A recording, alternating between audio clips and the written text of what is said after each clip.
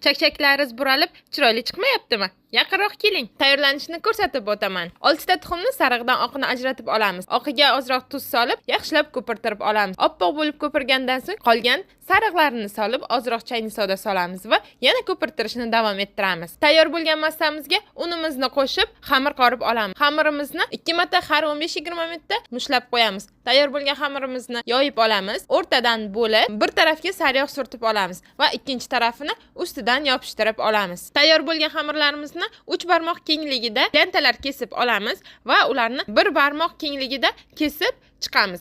Tayyor bo'lgan lentalarimizni o'rta olovda qovurib olamiz. Buni qarang, qanaqa chiroyli chiqdi. Qanaqa buralib chiqqanini ko'rdingizmi?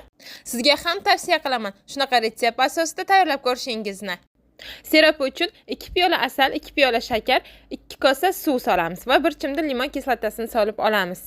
Bu go'zallik nima deyapti qizlarjonlar, qaranglar.